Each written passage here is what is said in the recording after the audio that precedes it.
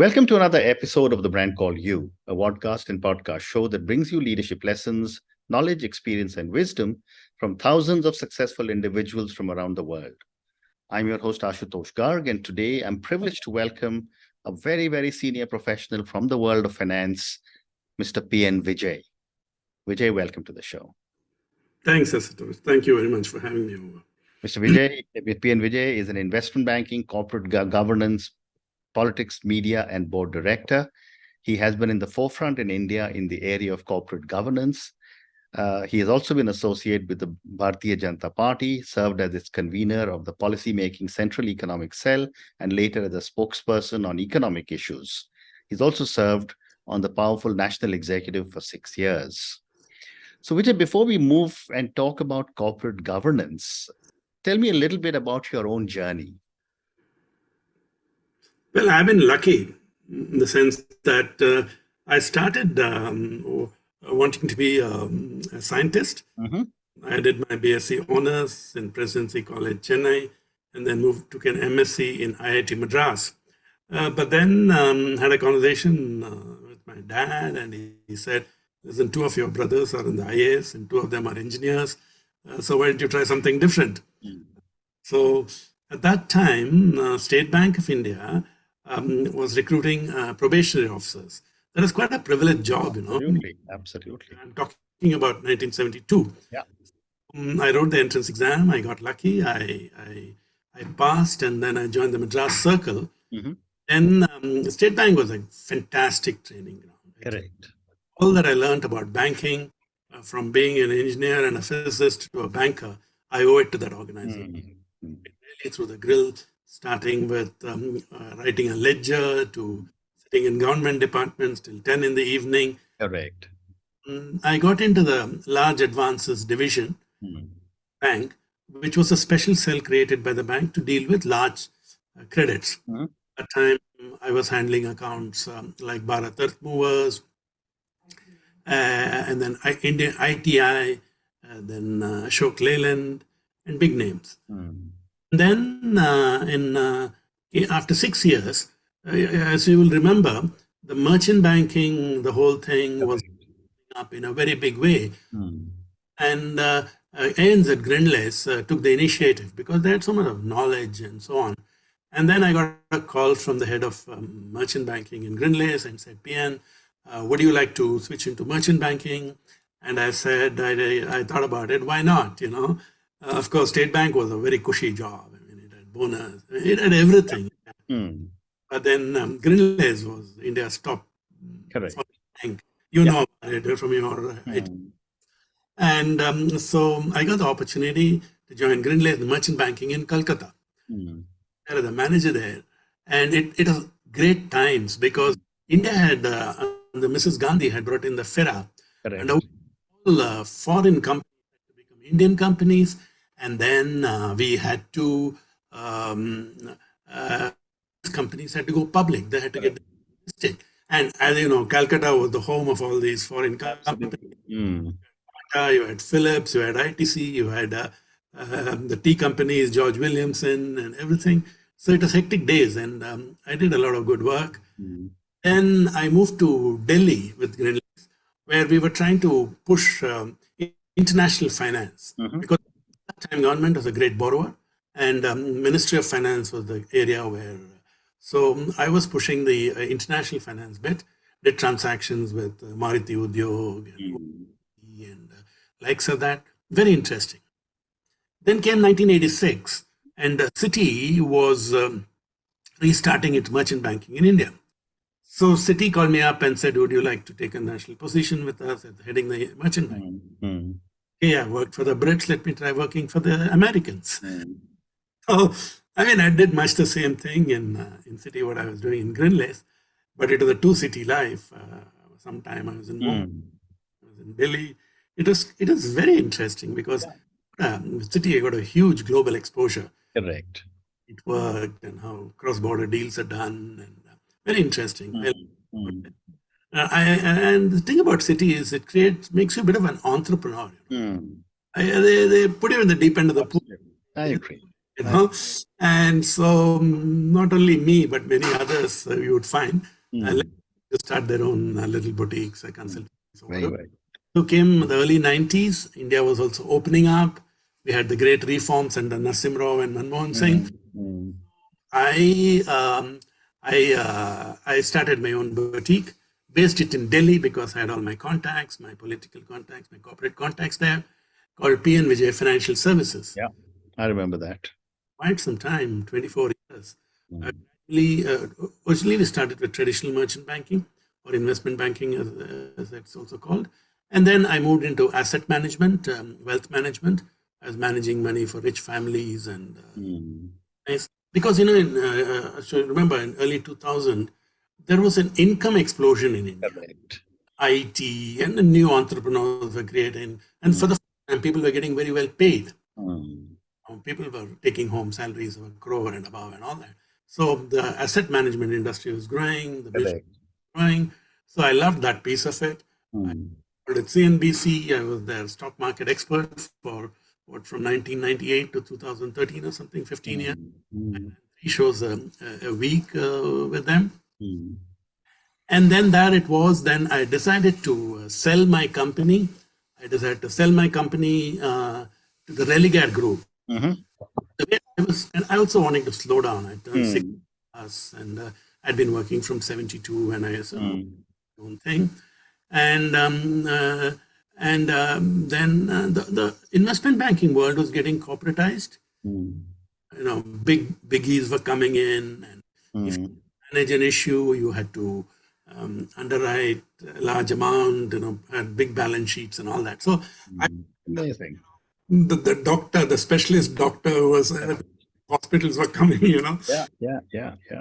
So what got you then interested so deeply in the area of corporate governance? Well, it's so interesting. And I say that in corporate governance, you are seeing the changing corporate India.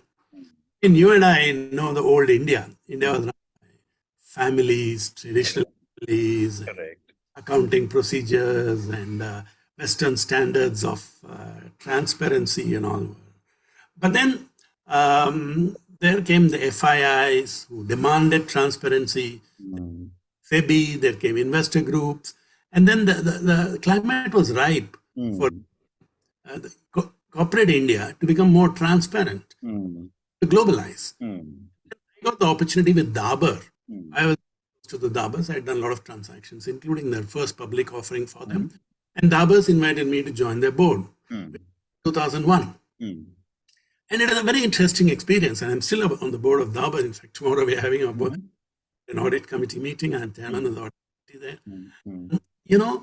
I saw the evolution of corporate governance. We have Companies Act, we have SEBI, we have RBI, and the role of the independent director was evolving. Otherwise, board of directors were, I won't say a lot of yes-men there, but certainly the promoters who comprise the board of directors. Now the independent director became center stage. I felt I had the experience and the qualifications to get into that. And it's been a great journey. Fantastic. I've seen a lot of, I know. A lot of stuff. Tell me, one of the things that is often spoken about is that corporate governance standards in our country still need a lot to be desired. And, it could be a little vague. I'd love to get your perspective on what can be done to significantly improve corporate governance standards. Well, I think it's a very interesting question you asked, because this is often debated. And I would say we have come a long way. Today, for example, independent directors have to be on the majority of the audit committee, the all-powerful audit committee, approves the accounts, which approves senior appointments, and so that's a big give. SEBI also said when the promoters cannot vote on resolutions where they are concerned in the shareholders' meetings. Right. So there's some good things like that. But the main issues, if you ask me to be blunt about it, the promoters still continue to appoint directors. Correct. So what happens is, I won't say there is crony capitalism at work, but there is a cozy corporate governance environment. Understand? Listen, if you are a NSE 500 company and get independent directors, you'd probably call PN Vijay, hi PN, shall we have a drink? And so the whole thing starts with the promoter looking for. We wanted to have, real corporate governance, if you ask me, we should have a collegium of independent directors. Correct. And, from there, some authority or some should put in independent directors. That'll make it, I would feel, very good. But it's not bad today. It's good. I think independent directors are doing a good job. Correct. But tell me, there's been a lot of also discussion on the implementation of the Companies Act of 2013 and SEBI regulations, which have influenced corporate governance practices in India. What are some of the major observations you have observed as a student of corporate governance? Well, 2013 Act was a new act. It took on many new developments. And SEBI has been progressively, through the listing regulations, bringing in corporate governance. One important thing to note is that SEBI's writ runs only for listed companies. Right. This Companies Act runs for all companies. So in the domain, we have found there were certain inconsistencies between Companies Act and SEBI, which we often brought to the attention of both the organizations. Now, there's a fair amount of homogeneity. And I would almost say that SEBI invariably is taking the lead in corporate governance. Most of the regulations come through SEBI first, and then they are put into Companies Act or something is brought. I say the framework is perfect. It's working. And then the third side of the coin is the accounting standards. The Indian accounting standards have now been, IAS has been made mandatory. The Institute of Chartered Accountants come in and do their bit. And then related to all this is double taxation avoidance agreement. Mauritius, now Singapore and Dubai are very popular. So the whole game is also getting globalized. Well said. Well said. More complicated, yeah.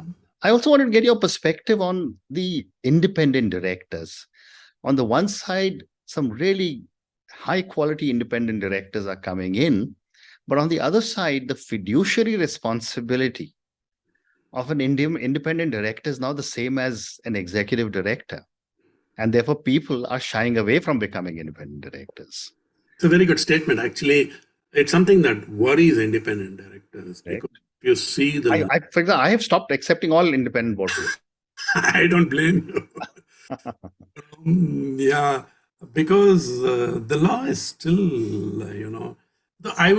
what happened before 2013, some of us met the powers that be and said, listen, what's our interaction with a company? Even if I'm a very conscientious independent director, interaction with the company would be once in a quarter, right? Correct. And then in between one or two times, maybe we discuss through circulation resolutions. Not very much. And tomorrow there is a fire in the factory somewhere in Dehradun, or there is some chemical which is put into the river Narmada, or there's some fixed deposit that's not been returned. How in heaven's name can you make me liable? Correct. This is quite unacceptable. I'm sorry. No, you're okay. I can hear you. And this is unacceptable. The whole thing is continued. Tweak it. They did tweak it and said that if you had expressed your views in the board and it's been minuted, then you're not, something like that. But this is one thing which is going against the whole concept of encouraging top professionals, Correct. independent directors, Mm. and what else to do. So Right. the thing one does is go along with companies which have exceptional internal systems. Mm. That's at least the defensive position I have. Yep. Yep. That I look at the systems, I look at whether the auditors are good auditors, and whether the internal audit is good. Fantastic. But It's given your own vast experience, my next question is, how can technology be used to improve transparency, accountability, and decision making? yeah, I think some amount of technology is already being used in terms of filings. For example, apart from the routine tax filings, etc., company law filings, within 15 minutes of the board passing resolution results, it has to be notified to the stock exchange. Mm. This was not possible before, so that Mm. and many significant things you have to inform the exchanges using. Mm. That's one aspect of it. The second, probably what you're referring to, is the internal corporate governance. Correct. Internal corporate governance, how can it be made very good using technology? Mm. This technology is expensive. Yep. Taking names, let me talk about, I'm on 7 or 8 boards. A couple of the boards have spent vast amounts of money. Mm. In setting up such financial controls. It's unbelievable. Mm-hmm. Apart from the SAP, usual SAP system, is Mm. got their distributors linked to their thing, and the GST, the compliance, the payments, everything. But it's cost a lot of money. Yeah. You've got people like Accenture advising them, Mm. and they're reaping the benefits of it, the Correct. efficiency within some of the information I as a board member get is astounding. If I ask a question, in the Jalandhar depot, the obsolete inventory, what's the value? A minute I'll get the answer. Level of technology penetration. Yeah. But this is happening, I would say, only in 5% of the companies. Absolutely. Most of the other companies the systems are in Excel, very rudimentary management, production management software. So it remains still stock in process. The SEBI could mandate that processes should be there in the companies which have a turnover of more than 5,000 crores or 1,000 crores. Well said.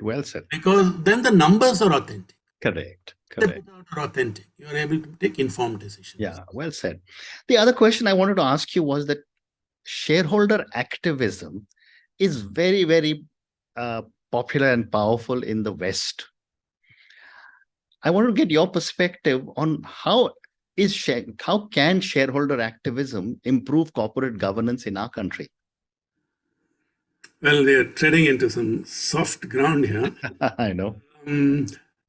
Let me say, the attitude of corporate India to shareholder activism is indifference bordering on hostility. Correct. Yep. They think of shareholder activism as some sort of a pain in the wrong place, allowing them to do their job. Yeah.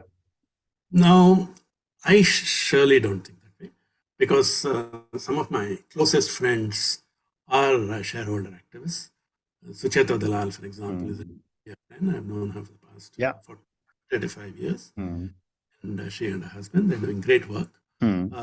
And there are people like that. Amit Tandon is there, Mr. Gupta is there. But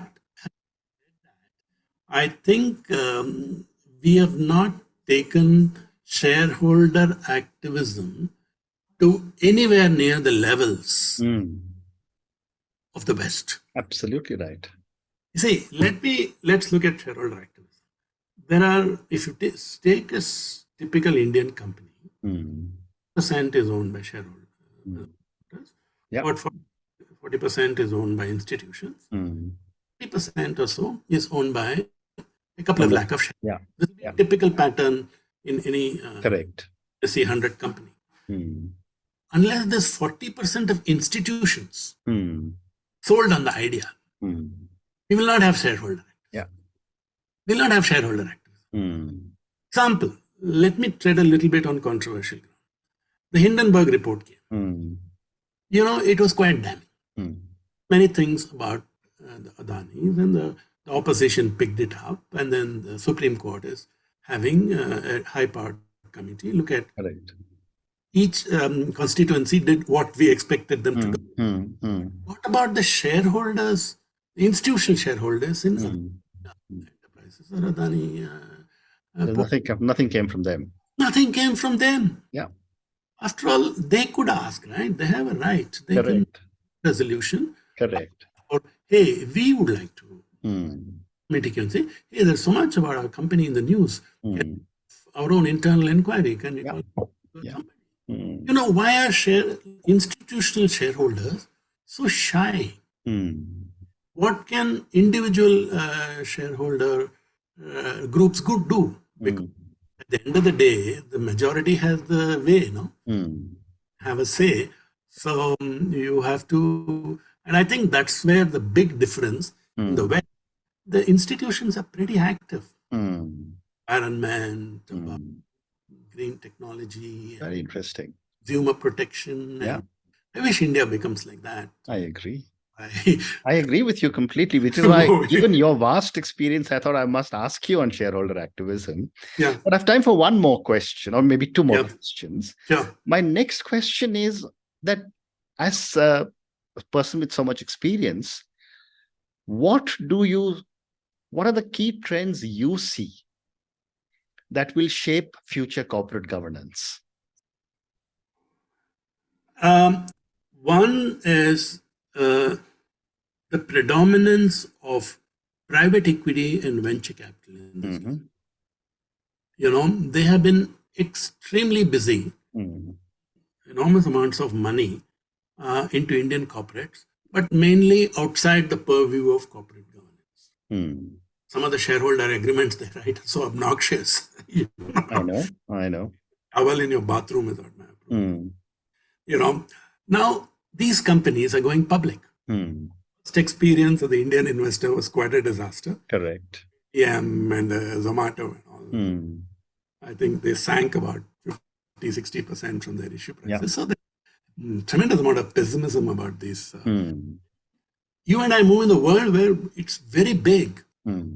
Full service, IT, e-commerce. The next big thing is when these guys come and get listed.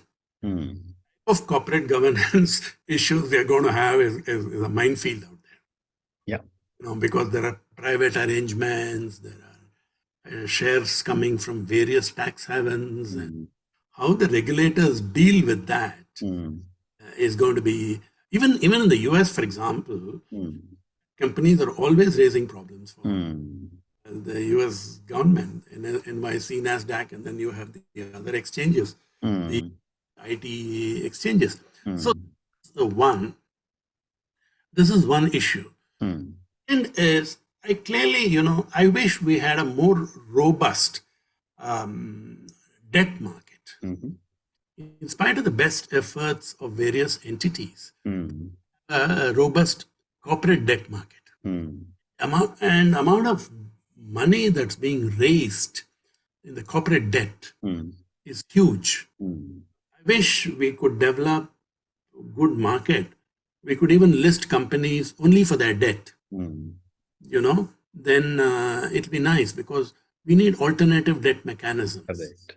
And this is, and of course, the big area, the elephant in the room is the commodities. We could have one more session on it, but absolutely, the market is pretty unregulated, and we had a lot of scams, and then it's under SEBI and control. But commodities market, we still have a long way to go to. I agree.